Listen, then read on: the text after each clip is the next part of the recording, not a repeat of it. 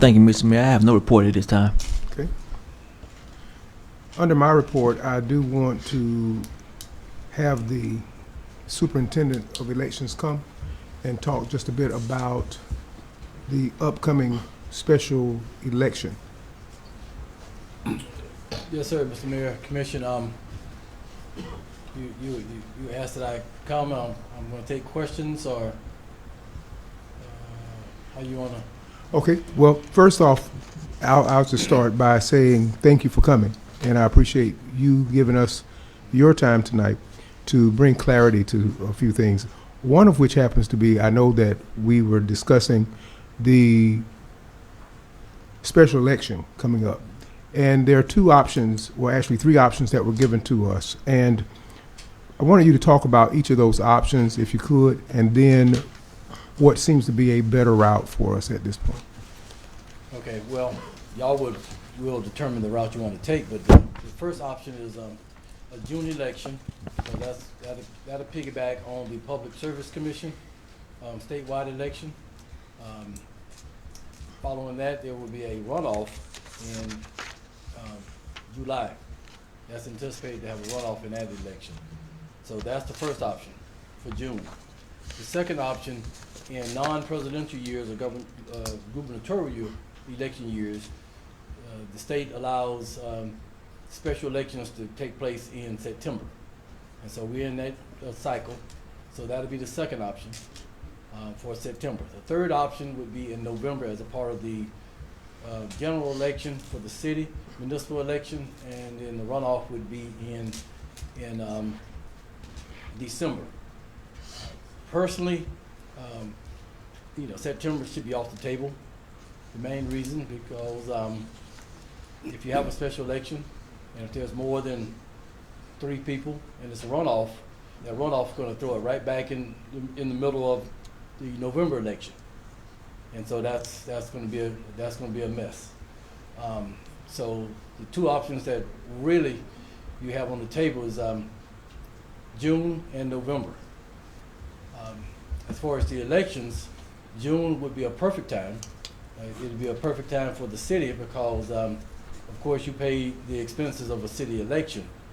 But when it's piggybacking on the county election, you pay a portion, like 15% of the election for that expense, of the election expenses.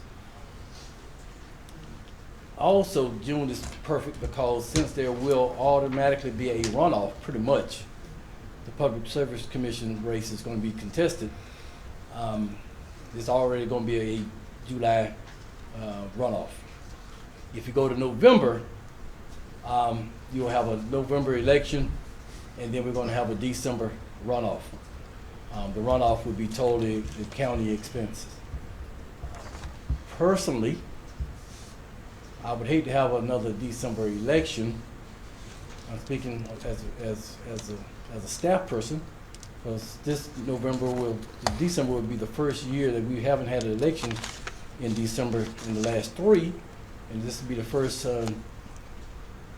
time in 3 years that staff will be able to enjoy Thanksgiving without having early voting. The last three years, pretty much we've had elections that crossed over the holidays, and so that was, that's just, I'm going to be honest, that's kind of disappointing. But that's neither here nor there. That's just my personal belief. But honestly, I really believe that June is a perfect time because it's cost sharing on the election. It's already on the books as a major statewide election, countywide election here in Ware County, and plus the July runoff date is already established. So y'all will piggyback on both elections, and it'll cut the cost to the city. Okay. Commissioner, did you have any questions of our elections superintendent? District 1? No, sir. District 2? No, sir. District 3? Well, District 3. Yes, Mayor. I have a question. Yes. Considering that you are recommending for this special election to be held in June of this year, have we concluded how we are going to rectify the issue with the voting map? Because we're currently operating off of the 2005 map as opposed to the 2011 map, And that's going to pose an issue with voters knowing whether or not they do reside in District 4 and whether or not they can or cannot vote in that special election that we vote on. Yeah, that's correct. Unless it's changed, I think that's on the agenda coming up. It is, Yes. sir. Yeah. Mhm. And if the recommendation is to keep it at 2011, the system is still set up for 2011. We haven't reverted back to 2005 as far as our GIS maps. And so that's the best way to go.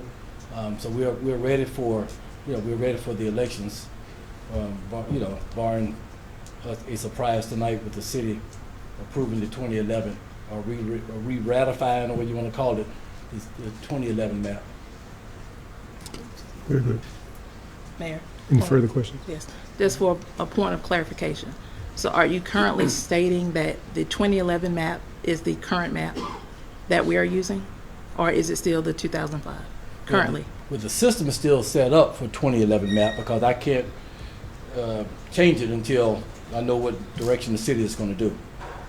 Now, the Supreme Court ruled that the 2005 map was the accurate map that should have been used because of the steps that the city didn't take to certify the maps on the state level. But as far as our system is concerned, we didn't go back to 2005 because we need to wait until the city Makes a decide decision. what to do first. And then if somehow this board elects to go back to 2005, then I have to go back and redo everything over, like that.